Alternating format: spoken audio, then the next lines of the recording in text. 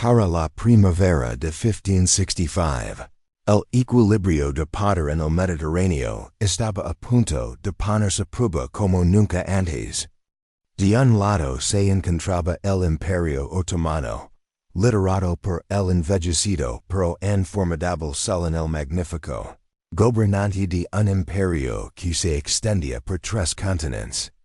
Por otro lado, una pequeña fortaleza insular, Malta, en poder de los Caballeros Hospitalarios, una hermandad desafiante de guerreros que habían pasado décadas acosando el comercio, y el orgullo, otomanos, de Suleiman la Pichincha finalmente se había agotado. Enviaría a sus comandantes de mayor confianza, Mustafa Pasha, el almirante Piali Pasha, y el legendario corsario Araz Turgut, para aplastar a los caballeros de una vez por todas. Lo que seguió se convertiría en uno de los asedios más desesperados y heroicos de la historia. Un enfrentamiento que decidiría el destino del propio Mediterráneo. Solomon el Magnífico, sus 71 ecos, era una leyenda viviente. Pero también estaba cansado. Cansado de estos molestos caballeros de San Juan, de estos corsarios cristianos que asaltaban constantemente sus vitales rutas marítimas. Durante ecos, Malta había sido su base perfecta, una daga apuntando directamente a la garganta del Mediterráneo. Era un cuello de botella estratégico, un centro para sus operaciones corsarias que se había convertido en una constante, y exasperante espina clavada en el costado del sultán. Si se toma Malta, el camino a Sicilia quedaría desviado. Si se toma Sicilia, el corazón de la Europa cristiana, ya fracturado, se desmoronaría como una alfombra barata y olvidada.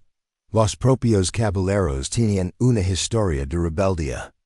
Exiliados de su anterior bastión en radas finales, de 1522, y partiendo a principios de 1523, por Suleiman el emperador Carlos V, les había concedido.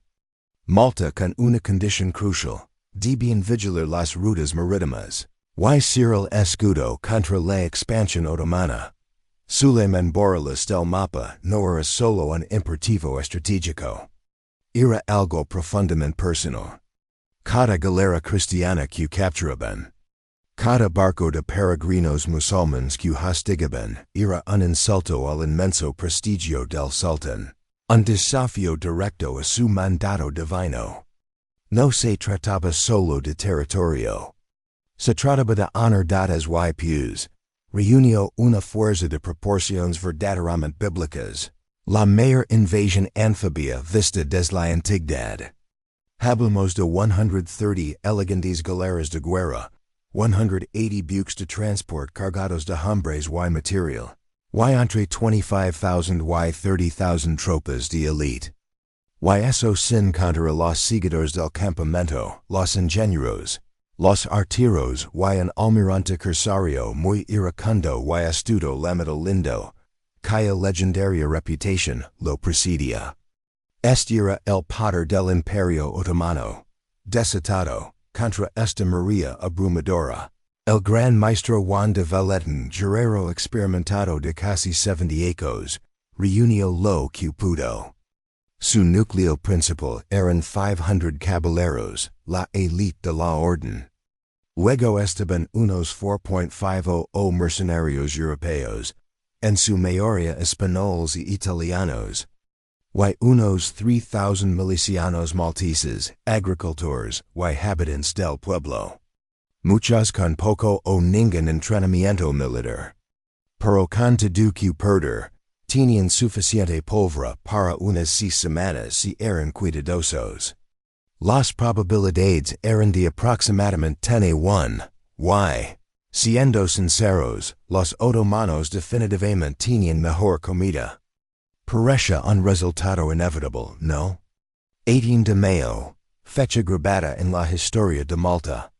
Los exploradores otomanos, con sus pequeñas embarcaciones deslizando silenciosamente, remaron hacia, Bahía de Marsex Loch Mustapasha, el comandante terrestre otomano, estaba sumamente confiado. Esperaba que los caballeros pidieran la paz en cuestión de días, quizás incluso horas. Anticipaba una victoria rápida y decisiva. En cambio, lo que encontró fueron fuertes en forma de estrella. Recién reforzados, repletos de artillería y controlados por un enemigo que parecía obstinadamente reacio a rendirse, para cumplir con su ambicioso cronograma. Mustafa sabía que debía asegurar el fondadero en aguas profundas dentro del gran puerto. Eso significaba tomar el fuerte San Telmo, un puesto de avanzada diminuto y casi insignificante, ubicado precariamente en la punta del península de Cyberesperación, un obstáculo menor, una mera molestia. Pero el gran maestro, de velet con un pragmatismo sombrío, comprendió discretamente que San Telmo era prescindible. Cada hora otomana dedicada a derribar sus murallas era una semana prechosa, ganada para el resto de la isla. Para las defensas más críticas de Vittorioso y Sengla fue un cálculo brutal. Pero necesario, durante casi 30 días agonizantes, los turcos atacaron el fuerte sin descanso. Lanzaron un torrente de balas de cañón de 36 kilogramos, convirtiendo la piedra en polvo y la tierra en cráteres. Los caballeros atrapados tras las desmoronadas murallas de San Telmo respondieron con un ingenio desesperado.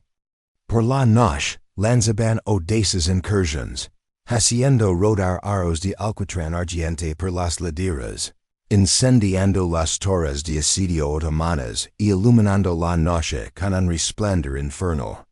Las bajas aumentaban en ambos bandos, un sangriento balance que parecía crecer exponencialmente con cada hora que pasaba. El aire estaba impregnado de una olor a pólvora. Humo ymerte. Lueg ovina un golpe devastador para los otomanos. Lindo el legendario rey corsario de heroicos. Brillante estratega y temible guerrero, fue herido de muerte por una escuela durante una misión de reconocimiento a finales de junio. Su muerte, alrededor del 23 de junio, fue un golpe psicológico devastador que minó la moral de los sitiadores. A pesar de ello, el fuerte finalmente se derrumbó el 23 de junio. Los otomanos habían obtenido una ruina, un simple trozo de roca destrozada de apenas 4 copas de fútbol de ancho, pero a un precio aterrador. Entre 2,000 y 4,000 de sus hombres yacen muertos, sacrificados por un punto estratégico que les había proporcionado a los defensores. Una ganancia de tiempo invaluable, Mustafa. Enfurecido por la inesperada resistencia y las cuantiosas pérdidas, ordenó decapitar los cuerpos de los caballeros. Sus cadáveres flotaron macabramente sobre tablas por el puerto. Un mensaje esa elevar y entidad de valerle la respuesta fue rápida, brutal y igualmente escalofriante. Ordenó que las cabezas de sus prisioneros otomanos fueran devueltas a la ciudad. Desde las murallas de Burgu, el asedio se había vuelto personal. Ya no se trataba solo de territorio. Era una disputa de sangre, una prueba de voluntades. Julio arreciaba, trayendo consigo no solo el abrasador calor mediterráneo, sino también una sofocante sensación de desesperación. La comida, el agua y la esperanza, antago bienes prechados, ahora escaseaban peligrosamente dentro de las asediadas murallas de Burgu y Sanglia. Los otomanos, aprendiendo de su costosa victoria en San Telmo, intensificaron su asalto con renovada ferocidad y férrea determinación.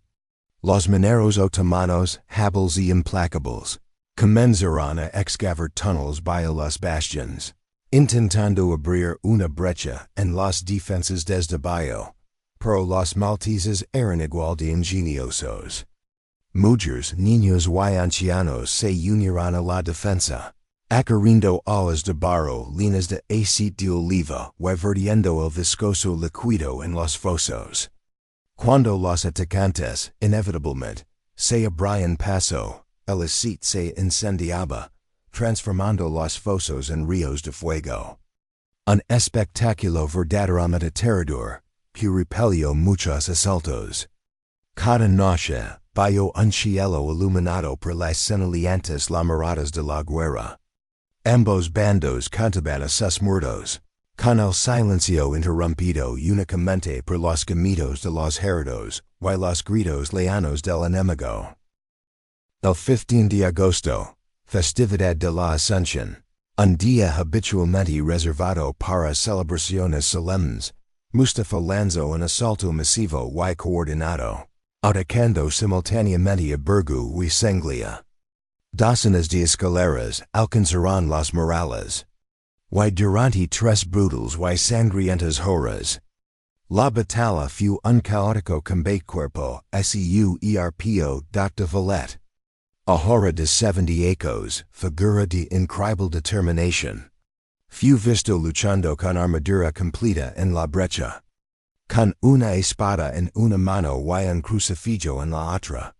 Un caballero que presenció la feroz presencia del gran maestro escribió más tarde. Nuestro Señor fue visto ese día con la forma de un gran maestro furioso. Su presencia, su rotunda negativa a rendirse, animó a los exhaustos defensores. Milagrosamente, los otomanos se retiran, dejando otros 3,000 muertos fuera de los murales. Pero el asedio también se cobraba su precio de otras maneras. Sus tiendas, antiguo símbolo de su abrumadora superioridad numérica, ahora abarataban cada vale, convirtiéndose en foco de enfermedades. La disentería y la insolación empezaron a acabar con lo que las balas de cañón no podían. Sin embargo, los defensores también estaban al borde del colapso. Les quedaban sus últimos barriles de agua, su última hogaza de pan, que ahora se repartía en nieve. Los susurros de desesperación se hicieron más fuertes. En Sicilia, el Verius Pagol, Don García de Toledo los sombríos informes, y creo que la isla estaba acabada, una causa perdida. Pero contra todo pronóstico, contra el consejo de muchos, aún así reunió una fuerza de socorro.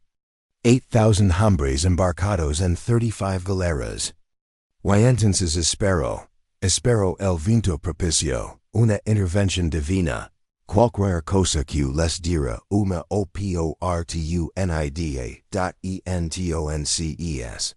El 7 de septiembre, un rayo de esperanza, un susurro en el viento. Una pequeña flota, casi imposiblemente pequeña, se deslizó hacia Bahía de Melihal, amanecer. Era la fuerza de relevo, la famosa gran rescate cantaba con unos 8,000 hombres. Pero portaba algo mucho más poderoso que su número, la bandera roja amarilla de España. Los exploradores otomanos, al ver la bandera, entraron en pánico al instante. ¿Era esto? ¿Era la punta de lanza de una armada de la Liga Santa? Un contraataque cristiano masivo que no habían previsto. Mustafa Pacha, ya desmoralizado con sus provisions menguando a solo 10 días, hizo una apuesta desesperada. Ordenó un último asalto masivo a gran escala, con la esperanza de aplastar la resistencia restante antes de que todo el poderío de Europa, tal como él lo imaginaba, cayera sobre él. Pero era demasiado tarde. El ánimo de sus hombres estaba quebrantado. El asalto fracasó en una hora. Sus janezaros de élite, las temidas tropas de choque del Imperio Otomano, simplemente se negaron a ascender de nuevo. Habían visto demasiada muerte, sufrido demasiadas derrotas a manos de estos defensores obstinados y desesperados. El 11 de septiembre, ocurrió lo impensable. Los turcos, derrotados y completamente desmoralizados. Quemaron sus tiendas, inutilizaron los canones que les quedaban, para que el enemigo no pudiera usarlos y se marcaron. Europa, que había contenido la respiración durante 4 largos y agonizantes meses, finalmente respiró.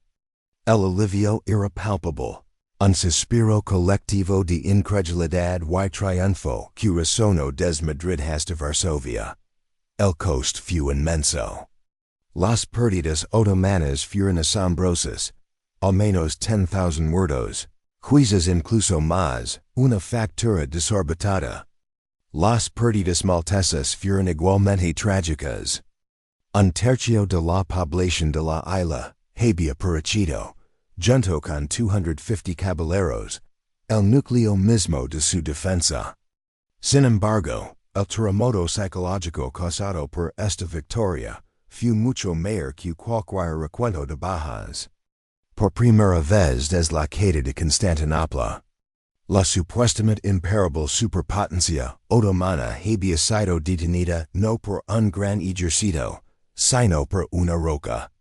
Unos pocos fanáticos y una resistencia casi sobrehumana, ceder, rompió el mito de su invencibilidad y cambió profundamente el panorama geopolítico del Mediterráneo. Voltaire con su ingenio característico. Más tarde diría con una célebre ironía, nada es más conocido que el asedio de Malta. Y tenía toda la razón. La victoria cautivó de inmediato la imaginación de Europa. Las impresiones del asedio volaron de las imprentas en ambos los poetas, escribieron versos épicos, comparando lo indomable. Valetiel legendario Leonidas de Esparta, los caballeros. Llenos de nuevo prestigio y renovado propósito, comenzaron a reconstruir su capital.